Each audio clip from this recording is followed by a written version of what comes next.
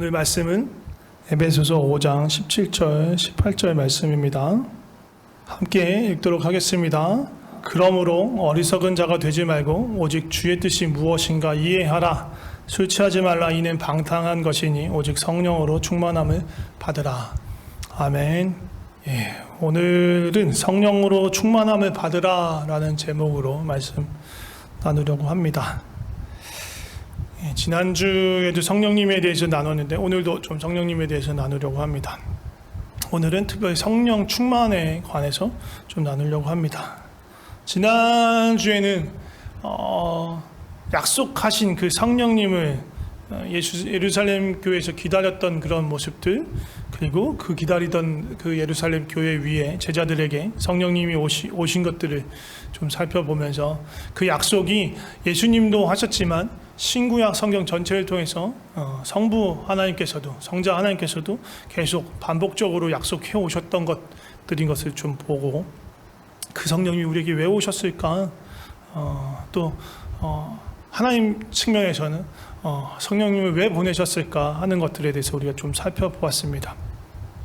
성령님이 이렇게 연약하고 부족하고 누추하고 부정한 우리 몸에 죄로 인해서 정말로 지저분한 그 우리 속에 찾아오신 가장 큰 이유가 뭐라고 말씀드렸습니까?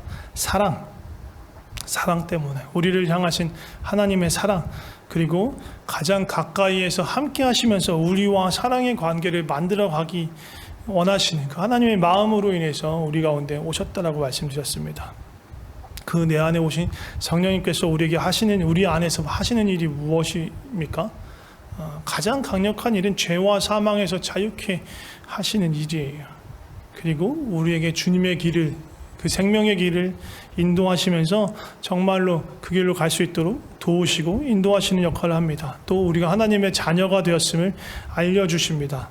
또 지금, 바로 지금도 우리 안에서, 우리 속에서 말할 수 없는 탄식으로 우리를 위해서 간구하시는 분이 바로 성령님이십니다. 그런데 오늘은 이제 성령 충만에 대해서 말씀을 드리려고 합니다. 성령 충만이라는 그런 말은 누가가 기록한 누가복음과 사도행전, 그리고 바울의 서신 등에서 나타나는 용어 중에 하나예요. 성령의 충만함을 받으라, 성령으로 충만하라, 성령이 충만하여서, 그런 표현으로 많이 사용되었습니다. 바울은 그래서 우리에게 지금 오늘 읽은 본문처럼 성령으로 충만함을 받으라 라고 우리에게 명령한 거예요. 오늘 본문 말씀을 보면요, 17절 전에 먼저 18절부터 보면 술 취하지 말라는 그런 말을 하시면서 그것과 이어서 성령 충만을 받으라고 이야기하죠. 성령 충만을 받으라는 말하고 술 취하지 말라는 말이 이게 떨어져 있는 게 아니고요. 이게 영어 옛날에 고등학교, 중고등학교 시절에 영어 배울 때 나데이 법비, 이거 기억나실지 모르겠는데, 나데이 법비라고 이렇게 연결되어 있는 말이, 그러니까 A가 아니고 B다 라는 것이 연결되어져서 있는 말이에요. 술로 취하는 것이 아니라 성령으로 충만해져라 라고, 충만함을 받아라 라고 말하는 것이죠. 근데 왜 술 취하는 거하고 성령 충만하고 성령으로 충만해지는 거하고 연결을 시켰을까요? 이게 저희 어렸을 적에 성경 공부 이렇게 교재를 하다 보면 이 말씀 가지고 술 취하는 것과 성령 충만한 것들을 막 비교하고 대조하면서 비슷한 점과 차이점을 막 이렇게 찾아내곤 했습니다. 그래서 이 술 취하는 것, 성령 충만의 공통점, 기분이 좋아진다, 몸이 내 마음대로 움직이지 않는다, 평소에 하지 않던 말을 하게 된다, 용기가 생긴다, 그런 거, 노래를 부른다, 그런 얘기들을 공통점으로 이야기하고 했었던 것 같습니다. 근데 그런 것들도 맞긴 한데요, 바울이 이 에베소서를 기록했었을 그 당시, 바울이 1세기 당시에 이 에베소 사람들에게 있어서 술 취한다 라는 그런 의미, 그것이 갖고 있는 의미가 무엇인지에 대해서 조금 더 알면 더 깊은 의미를 볼 수 있을 것 같습니다. 그래서 오늘 본문 그 앞에 17절에 보면 이것도 나대이 법비 모양인데 어리석은 자가 되지 말고 낫A고요. 법비 오직 주의 뜻이 무엇인지 이해해라. 이게 연결되어지는 거예요. 어리석게 굴지 말고 주의 뜻을 이해하라라는 거예요. 하나님의 뜻을 구하라. 하나님의 뜻을 알아야 된다. 이해해야 된다라고 말하는 거예요. 근데 이게 그 18절 그 다음 절하고 연결되어지는 거예요. 왜냐? 당시 이 에베소 교회가 있었던 에베소 지역, 그 이방의 지역, 그리스 로마의 어떤 배경을 갖고 있는 그런 문화적 배경을 갖고 있는 사람들, 종교적 배경을 갖고 있는 사람들에게 있었어요. 이 술이라는 게 뭐냐면 일종의 신과 연결시켜주는 매개체였어요. 신의 뜻을 알기 위한 수단, 어떤 제사적인 어떤 수단으로서 이 술을 사용했어요. 그래서 술에 취하면서 노래하고 춤추면서 그것으로 인해서 신과 연결될 수 있다라고 믿고 있었어요. 그 당시에 이 그리스 로마의 종교적인 어떤 그런 배경 안에서. 그러니까 이 바로 17절에 야 주의 뜻을 알아야 돼, 주의 뜻을 이해해야 돼 라고 말하면서 그런데 그걸 위한 통한 수단으로 술 취하는 게 아니야. 그거는 이방인들이 하는 거고 우리가 해야 돼. 그 일은 무엇이냐? 성령의 충만, 성령으로 충만함을 받아야 해 라고 말을 하는 거였어요. 성령으로 충만함을 받아야지 그 이방인들이 잘못 알아서 술 취하고 춤추고 노래하면서 신과 연결돼서 그로 인해서 신적인 지혜를 얻고 뭔가 평안과 기쁨을 얻을 거라고 생각하는 건 거짓이야. 잘못된 거야. 진정한 신으로부터 오는 그런 지식과 또 참된 기쁨과 평안을 알기 위해서는 성령으로 충만해야 돼 라고 말하는 거예요, 바울이. 제가 성경을 잘 모르고 성령님에 대해서 잘 몰랐을 때 이 성령 충만하면 어떤 느낌이었냐면요, 무슨 에너지 충전, 막 파워업 되는 뭔가 그런 거. 그래서 성령 충만이라면 뭔가 초자연적인 능력이나 에너지가 나한테 이렇게 채워져서 뭔가 그런 능력을 행할 수 있게 되는 거. 그런 느낌, 그런 이미지로 이 성령 충만에 대해서 좀 많이 생각했던 것 같습니다. 그러니까 이렇게 생각한다는 게 뭐냐면요, 그걸 좀 이렇게 잘 헤쳐보면 무슨 의미가 있냐면 성령님을요 어떤 인격적인 존재로 생각하는 게 아니라 무슨 에너지나 힘, 능력 정도로 생각하고 있는 거예요. 그리고 또 그 에너지를 얻어서 그 능력을 얻어서 내가 원하는 뭔가 초자연적인 것들을 행하는 거잖아요.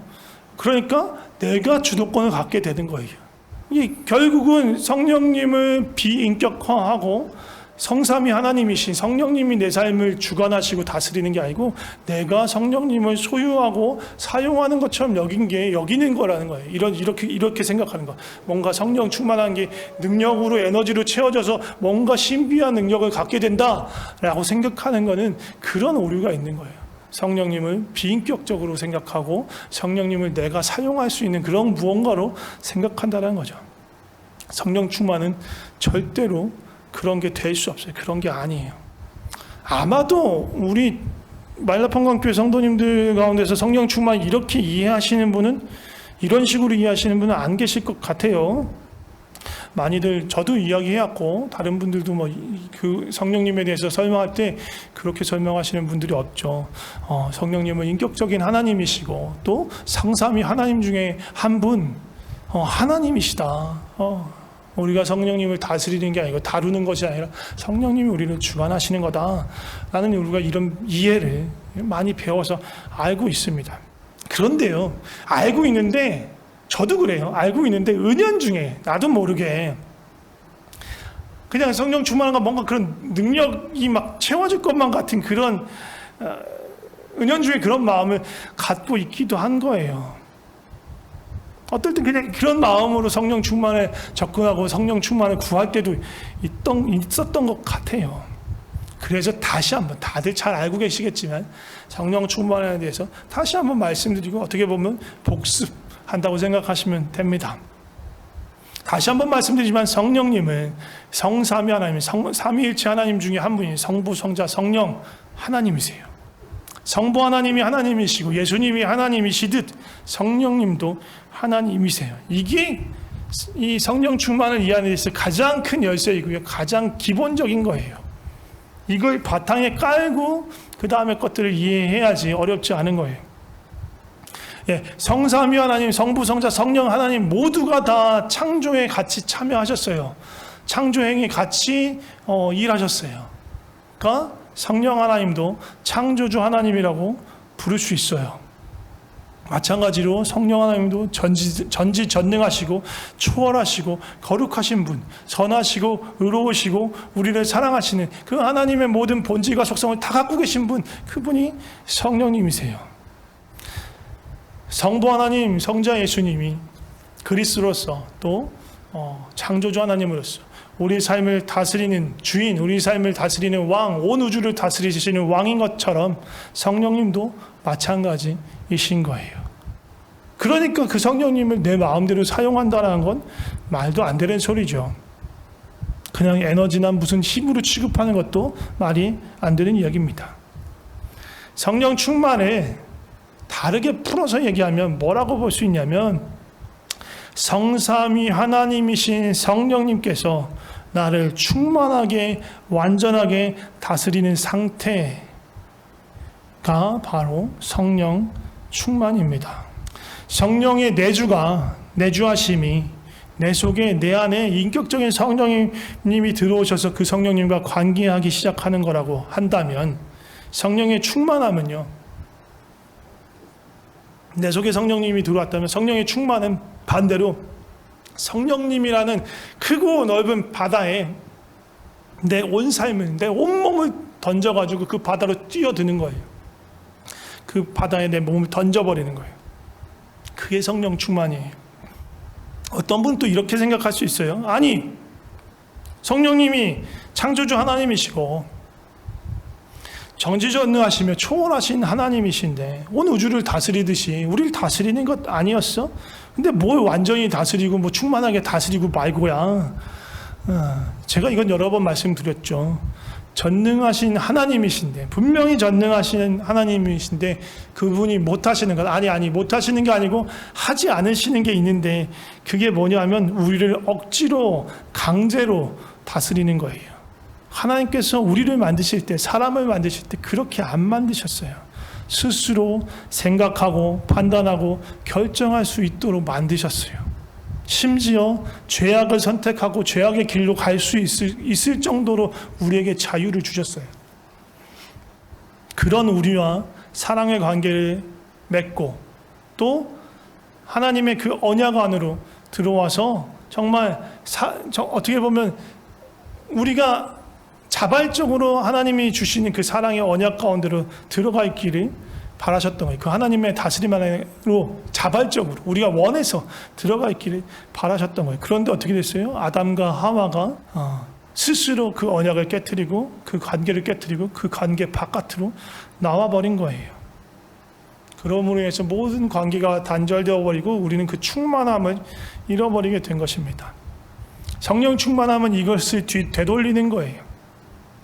나에게 주신 판단과 결정과 스스로에 대한 그 통제권을 다시 주님께 자발적으로 기쁜 마음으로 드리는 거예요. 사랑의 마음으로 온전히 드리는 거예요. 완전히 맡기는 거예요.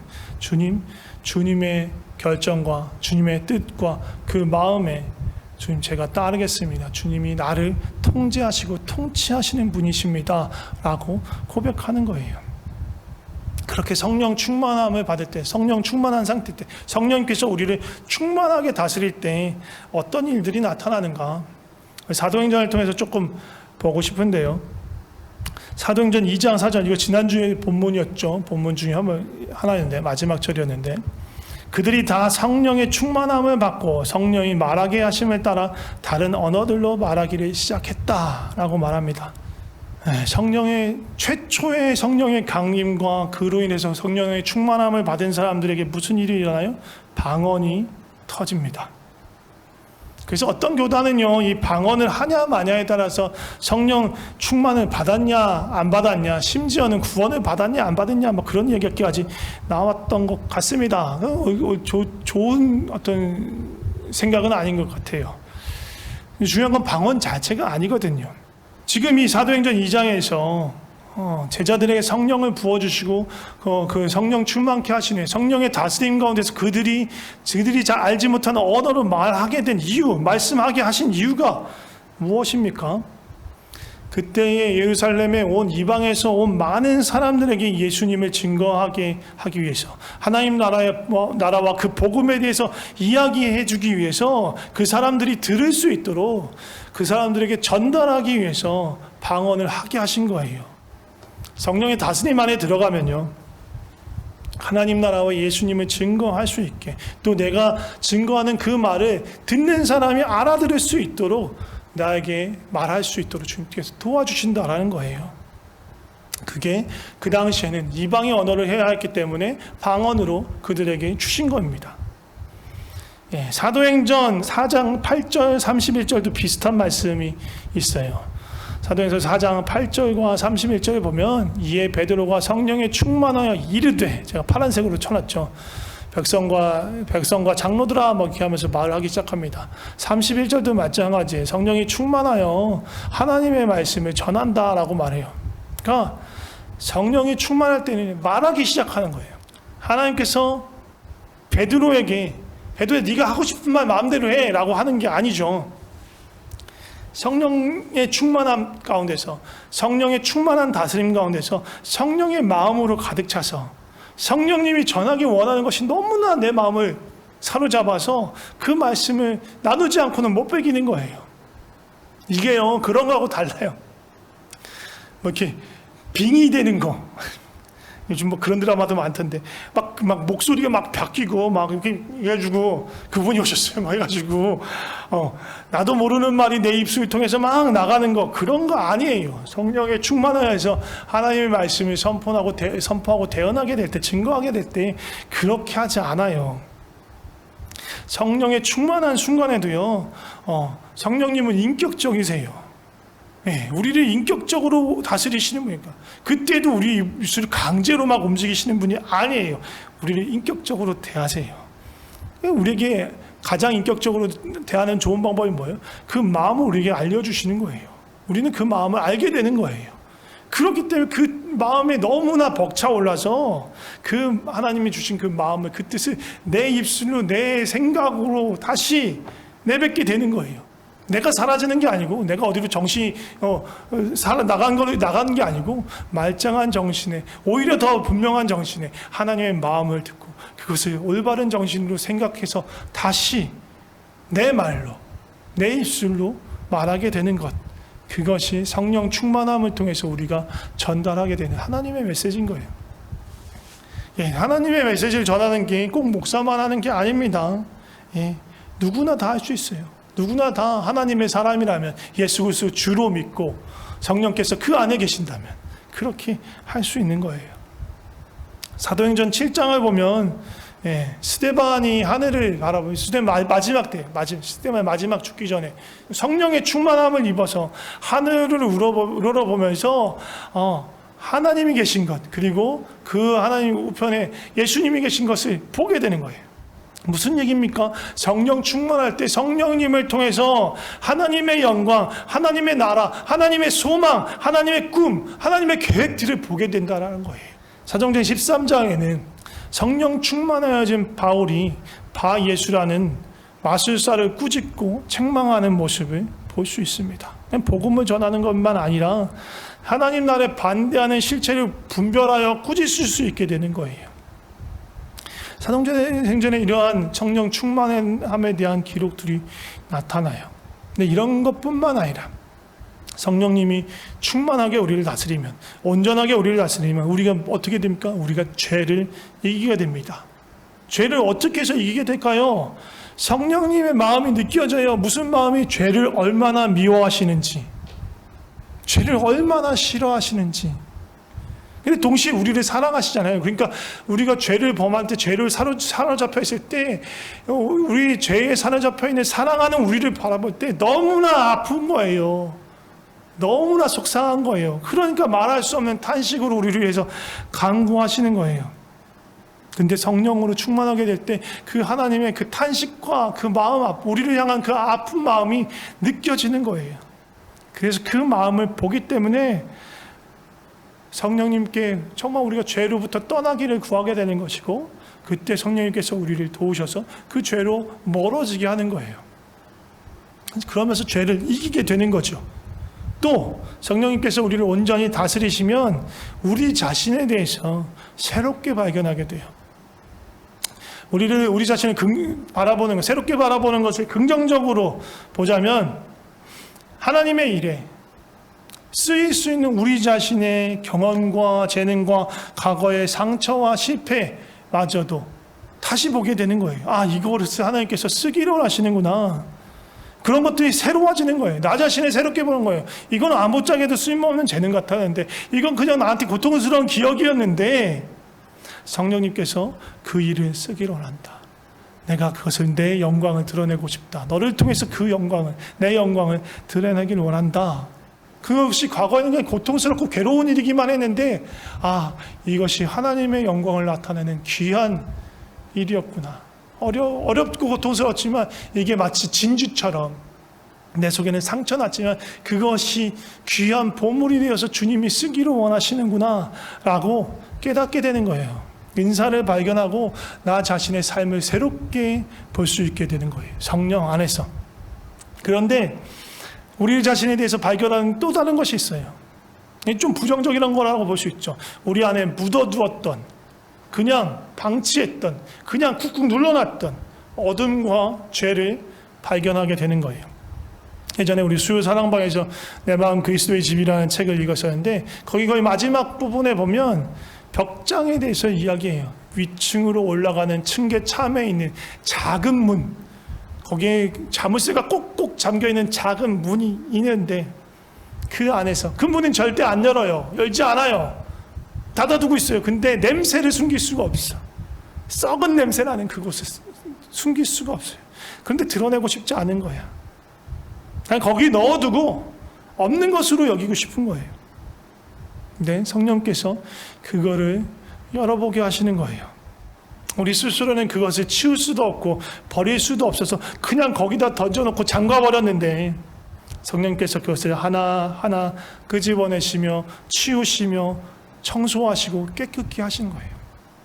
그러니까 그걸 다시 직면하게 하시고, 또 그것을 가지고 주님 앞에 나가서 회개하게 하시고 새롭게 하신 거예요.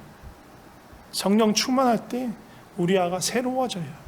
우리 안에 묻어놨던, 묵혀두었던, 내보이기 싫었던 그런 것들을 다시 드러내시면서 주님 안에서 치유케 되고 또 자유케 되고 온전케 되고 깨끗게 되는 놀라운 역사가 일어나는 거예요. 또 성령으로 충만해질 때, 성령의 충만한 다스림 가운데 있을 때 우리는 새로운 눈을 갖게 됩니다. 아까는 우리 자신을 보는 새로운 눈이 새로워졌다면, 이제 세상과 이웃을 보는 새로운 눈을 갖게 돼요. 왜? 그냥 그전에는 그냥 내가 갖고 있는 생각, 내가 갖고 있는 판단, 어떤 그런 견해로 세상을 바라보잖아요. 아니요. 이제 성령이 충만하면 하나님의 마음이 느껴지는 거예요. 하나님이 세상을 이처럼 사랑하신다고 하셨는데 얼마나 사랑하시니까, 그 세상이라고 말하는 그 안에 무엇이 들어있는지 보게 되는 거예요. 얼마나 깊은 마음으로 사랑하고 계신지, 또 안타까운 마음으로 사랑하고 계신지, 또 우리 이웃을, 우리 지체를, 우리 성도들을 얼마나 사랑하고 계신지를 볼 수 있는 거예요. 언제? 성령으로 충만할 때. 그 사랑의 마음, 긍휼의 마음을 알게 될 때, 이제 더 이상 내 시선에, 내 경험에, 내 편견과 그런 거에 내 사고방식에 갇혀서 그전에는 보지 못했던 것이 이제 성령 안에서, 성령의 충만함 안에 있을 때 그걸 뛰어넘어서 보게 되는 거예요. 예, 베드로의 경우도 그랬었죠. 이방인에게 복음을 전한다는 건 생각지도 못했어요. 생각할 수도 없었어요. 말도 안 되는 거였어요. 그런데 성령께서 그에게 환상을 보게 하세요. 부정한 모든 짐승들을 베드로에게 보이시면서 먹어라, 취해서 먹어라. 아닙니다, 부정합니다, 못합니다. 아니야, 내가 깨끗게 했으니까 먹어도 돼. 아닙니다. 예, 이 환상을 3번 보죠. 그리고 고넬료라는 이방인에게 초청을 받아서 갑니다. 그리고 이 모든 일이 성령께서 인도하신 일이라는 걸 알게 돼요. 그래서 전에는 할 수 없었던 이방인의 집에 들어가서 이방인에게 말씀을 들고, 이방인에게 성령 세례가 내려 나타나는 것을 보고 이방인에게 세례를 주는 것들을 직접 경험하게 되는 거예요. 성령께서 베드로의 사고를 뛰어넘게 사고에 막혔던 그 담장들의 장애물을 제거하시는 거예요. 성령 충만할 때 세상을 보는, 이웃을 보는, 지체를 보는 시선이 새롭게 되는 거예요. 성령 충만할 때 용서할 수 있습니다. 또 성령 충만할 때 사랑할 수 있고요. 그래서 성령 충만할 때 나타나는 현상 중에 하나가 뭐냐면 공동체가 서로 사랑과 용서와 일치 안에서 하나가 되는 거예요. 그것이 뚜렷하게 드러나는 게 사도행전 2장에 나타나는 그거예요. 서로 떡을 떼며 모이기를 힘쓰고 서로의 재산을, 자기의 재산을, 소유를 팔아서 각 사람의 필요에 따라서 나눠주게 하고 내 물건을 통용하여 쓰고 내 집에 와서 함께 먹고 마시게 하고 그것이 드러나고 나타나는 것, 그게 성령의 충만함 가운데 있을 때 나타나는 현상인 거예요. 성령 충만을 받기 원하십니까? 이렇게 말씀드리면 그런 얘기 하실 수 있어요. 그래서 그럼 어떻게 해서 성령 충만을 받냐? 성령 충만을 받으라 하는데 그게 뭐냐? 근데 이 질문, 이거에 대해서 제가 말씀을 드리기 전에 먼저 고민해 봐야 되는 게 뭐냐면 방금 드린 질문, 성령 충만을 받고 싶냐? 이 질문이에요. 성령 충만을 받고 싶냐라고 하면 우리도 모르게 은연중에 또 예전처럼 어떤 에너지, 어떤 능력 그런 걸 받고 싶냐라고 오해할 수 있기 때문에 제가 풀어서 말씀을 드리겠습니다. 성령께서 내 모든 삶, 내 재산, 내 소유, 내 시간, 내 에너지를 다스리도록 그분께서 원하시는 대로 사용할 수 있도록 내 모든 것을 내어드리시겠습니까? 주님께서 다스리도록 하길 원하십니까? 라고 물어보는 거예요. 성령께서 다스리도록 하길 원하십니까? 성령 충만은요, 어떤 특정 분야, 어떤 특정 부분에서만 나타날 수 없어요. 충만이라는 건 말 자체가요, 모든 걸 다 포함하는 거기 때문에요. 그런 어떤 부분적으로 쓰이는 것에는 충만이라고 쓸 수가 없어요. 내가 말씀을 전할 때만, 아니면 내가 복음을 전할 때만, 내가 찬양을 할 때만, 아니면 내가 죄하고 싸울 때만 성령 충만을 구할 수는 없어요. 성령 충만을 구한다라는 건요, 말씀을 전하고 복음을 전하고 찬양을 하고 죄와 싸우고 기도하는 그때를 포함해서 먹고 마시고 친구들과 이야기하고 음식을 만들고 돈을 벌고 돈을 쓰고 사업을 하고 공부를 하고 직장에서 일하는 그 모든 시간 동안 주님 나를 온전히 다스려 주세요. 내 방식대로, 내 뜻대로, 내 기분대로, 내 욕심대로가 아니고 세상의 방식대로가 아니고 성령님 원하신 대로 나를 다스려 주세요 라고 구하는 게 성령의 충만인 거예요. 내 모든 삶의 순간에 주님의 다스림 안에, 성령의 다스림 안에 있기를 원합니다. 다시 말하자면 성령 충만을 원한다, 성령 충만을 구한다라는 말은 내 삶의 전 영역에 대해서 성령님의 완전하고 온전한 다스림을 원한다, 그것을 구한다 라는 말인 거예요. 다시 한번 묻겠습니다. 그래서 성령 충만을 원하십니까? 만약에 원하신다면 성령 충만하는 방법을 말씀드리려고 합니다. 그런데 어쩌면 원치 않으시는 분들이 있을 수 있어요. 아니, 원하긴 원하는데 잘 모르겠네. 뭔가 찜찜해. 다 내어드리기는 좀 그런데, 그런 마음이 있을 수 있어요. 정직하게, 솔직하게. 성경에서 명령한 거니까 성령 충만 받아라 하니까 무조건 받아야 되는데 나는 좀 불편한데 어떡하지? 그러시는 분이 있을 수 있어요. 그러면요, 그걸 가지고도 또 주님 앞에 나가면 돼. 우린 모든 걸 갖고 다 주님 앞에 나가면 돼. 내가 무엇이 불편한지, 무엇이 꺼려지는지, 그리고 왜 이게 불편하고 주님 앞에 내놓기가 싫은지, 그걸 주님 앞에 기도하면서 묻는 거예요. 또 주님의 은혜로 그것을 살펴볼 수 있게 도우심을 구하면서 묻는 거예요. 어떤 거는 죄로부터 돌이키는 거에 대한 문제일 수 있어요. 근데 난 그 죄가 너무 좋아. 너무 내 그거에 딱 맞아. 그냥 나는 이게 죄인 줄 아는데 떠나기 싫어. 그런 것일 수도 있고요. 어떤 거는 또 용서에 대한 문제일 수 있어요. 난 이거는 하나님이 맡기 싫어. 난 진짜 얘를 용서하기 싫고 그냥 계속 얘를 비호하고 싶어. 어떻게 내가 얘를 용서해? 그런 마음이 있을 수 있어요. 혹은 자기 삶이나 혹은 자녀의 삶에 대한 기대, 집착, 주도권, 어떤 욕심에 관한 그런 문제일 수도 있어요. 놓기 싫은 거예요. 이것에 대해서는 제가 다른 건 다 주님 마음대로 하는데 이건 좀 제 욕심 하면 안 됩니까? 막 그런 마음이 있는 거예요. 그게 뭐가 됐든 우리가 해야 될 첫 번째 일은요, 가져오는 거예요. 우리 사랑하시는 그 주님 앞에 가져와서, 주님, 내가 이런 것들에 사로잡혀 있고 이런 것들을 놓기 싫어합니다. 주님, 어떻게 하면 좋을까요? 하고 주님 앞에서 나 자신을 돌아보는 시간을 가져야 돼요. 성령 충만을 받으니까 드립다 그냥 기도부터 시작하는 게 아니고, 주님 앞에서 그런 과정들이, 우리 늘 이게 인격적이라고 말씀드렸잖아요. 이게 인격적인 과정인 거예요. 그냥 막 드립다 기도하고 막 목소리 크게 기도한다고 해서 성령 충만함을 받는 게 아니고, 내 안에서 무엇이 성령의 그 온전한 다스림을 꺼려하는지, 두려워하는지, 밀어내고 있는지를 먼저 살펴보고 그것에 대해서 하나님의 은혜를 구해야 되는 거예요. 사실 그러고 나면 성령 충만을 받는 법은 그렇게 어려운 게 없어요. 일단은 간절하게 원하시면 돼요. 간절하게 원하시는 마음을 구하는 거예요. 그런데 그렇게 하다 보면 이런 것들이 생각나죠. 간절하게 원하려고 하는데 그렇지 못하게 하는 그런 마음들, 그걸 다뤄야 된다고 했죠. 그걸 다루는 거예요. 간절하게 구하되 그것들을 방해하는 것들을 걸러내기 시작하는 거예요. 그게 뭐라고 볼 수 있냐면 회개라고 볼 수 있어요.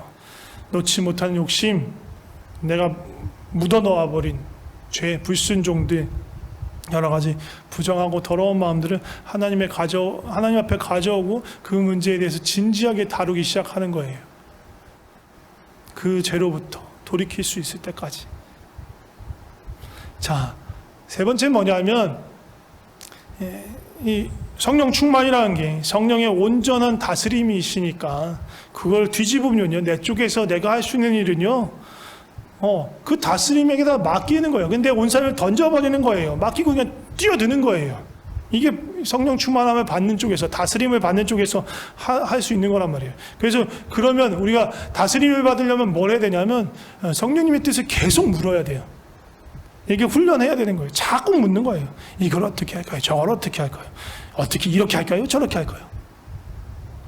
왜 주방에 가면, 우리 집에 있는 주방 말고 식당이나 레스토랑에 있는 주방에 가면 셰프들이 있잖아요. 셰프들이 서열이 쫙 있어요. 근데 그 중에서 이제 막내가 들어가면, 신입이 들어가면 아무것도 할 줄 몰라요.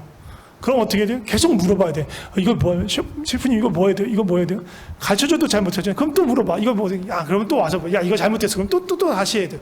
그 과정을 우리가 계속 겪어가야 되는 거예요. 이건 이렇게 합니까? 저렇게 합니까? 왜? 우리는 아무것도 모른다고 생각해야 돼요. 성령님의 그 방식, 하나님 나라의 방식에 대해서 우리가 지레짐작할 수 없기 때문에 성령님께 계속 묻는 거예요. 그리고 주시는 마음에 대해서 순종하는 거예요. 지난주에도 말씀드렸습니다. 우리 뒤에서 그 길 아니야, 이쪽 길로 가야 돼, 좌로나 우로나 치우치려고 할 때 그렇게 말씀이 들린다고 했습니다. 그런데 그게 귀로 들리는 게 아니라 우리 마음으로 들리는 거고요. 그게 마음의 부담감이나 감동으로 오는 거예요. 그걸 따라가는 거예요. 은은하든 묵직하든 그 마음속에 오는 부담을, 하나님이 기뻐하시는 일 같은 그것들을 순종해서 하면 돼요. 어쩌면 잘못 알고 엄한 것들을 할 수도 있겠죠. 그러나 계속 하다 보면, 그렇게 계속 순종의 훈련을 하다 보면 보다 분명하게 성령의 뜻이 무엇인지 알 수 있게 되는 거예요. 그런데 계속 그렇게 따라가지 못할 때가 있는 거예요. 그래서 성령 충만은요, 한번 구하고 마는 게 아니고 계속 지속적으로 평생을 구해야 하는 거예요. 우리는 넘어질 수 있고요, 삐끗할 수 있고요, 다시 엄한 길로 갈 수 있어요. 그러면 회개하고 돌이키면서 다시 그 온전한 다스림 가운데 있기를 원합니다 라고 구해야 합니다. 내 욕심에 끌리거나 세상의 방식에 따라가고 있는 내 자신을 발견한다면 다시 돌이키는 거예요. 그리고 다시 온전한 그 다스림을 구하는 겁니다. 성령 충만함은요, 그냥 한번 체험하고 마는 그런 게 아니에요. 우리 일생을 지배하는 그런 삶의 방식이 성령의 충만함, 성령으로 충만한 삶, 성령으로 가득 채워진 삶, 성령의 다스림 가운데 온전히 맡겨진 삶, 그 삶을 살아가는 거예요. 마지막으로 다시 한번 물어보겠습니다. 성령의 충만함을 원하십니까? 성령께서 내 삶의 전 영역에 대해서 완전하고 온전하고 철저하게 다스리시기를 성령께서 나를 다스리시기를 원하십니까? 그렇다면 기도하면 좋을 것 같습니다. 이 시간 기도할 거예요. 그렇게 성령 충만함을 원하신다면 기도합시다. 성령님 충만하게 나를 다스려 주시옵소서. 완전하게 다스려 주시옵소서. 내 전부를 다스려 주시옵소서 라고 기도하시면 좋을 것 같습니다. 그런데 아직 난 잘 모르겠다. 내 삶 전체를 드린다는 건 좀 부담스럽다. 좀 생각해 봐야겠다 싶으신 분들도 또 구하세요. 이건 성령 충만을 구하는 게 아니라 주님, 내 마음의 상태가 이렇습니다. 정직하게 고백합니다. 주님, 내 마음을 어떻게 해야 합니까? 주님, 나를 가르쳐 주세요 하고 주님의 마음을 또 구하셔야 합니다. 기도하면서 주님, 내 마음을 만져주세요, 내 마음을 다스려주세요 라고 좀 구하면서 같이 기도했으면 좋겠습니다. 성령의 그 다스림을 구하면서 또 그 다스림이 거리껴진다면 그것들에 대해서 주님 만져주세요, 새롭게 해주세요 라고 주님께 구하며 기도하도록 하겠습니다. 성령님, 내 모든 삶에, 내 모든 순간에, 내 평생이 주님의 다스림이 온전히 있길 소망합니다. 모든 영역에 있어서 주님, 나를 다스려 주시옵소서. 주님, 왜 나의 가장 어두운 부분도 주의 다스림이 미치지 않는 것이 없음을 다시 한번 고백합니다. 주여, 온전하게 통치하여 주시옵소서. 어느 것도 내가 이건 안 되라고 주장하는 부분이 없도록 주여 도와주시옵소서. 주여 도와주시옵소서. 우리를 불쌍히 여겨주시옵소서. 주여, 우리를 새롭게 하여 주시옵소서. 주님은 온전케 하신 하나님이십니다. 치유하신 하나님이십니다.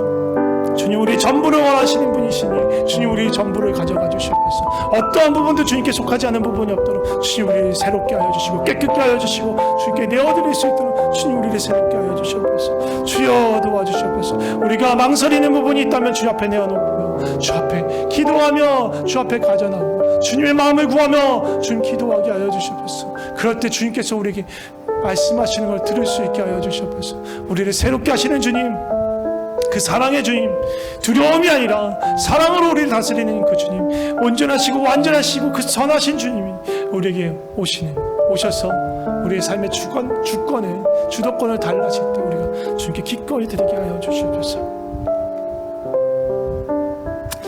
기도하겠습니다. 성령님, 우리의 삶의 전부를 온전히 완전히 충만하게 다스려 주시옵소서. 그냥 발만 살짝 담갔다 빼는 그런 거 아니고 성령님 속으로 내 온 삶을 던지고 그 안에서 잠겨서 살아가게 하여 주시옵소서. 우리 마음 한켠에는 두려움이 있을 수도 있고 주저함이 있을 수 있습니다. 여전히 감추고 싶은데 또 여전히 내 마음대로 하고 싶은 것, 죄에 사로잡혀서 그 죄가 너무 좋아서 그 죄를 떠나기 싫어하는 그런 죄들도 있습니다. 주님, 우리를 불쌍히 여겨주시옵소서. 주님, 우리의 모든 것들을 주님 손으로 다스려 주시고 다루어 주셔서 제할 것은 제하여 주시고 새롭게 할 것은 새롭게 하여 주셔서 온전히 주님을 따를 수 있게 하여 주시옵소서.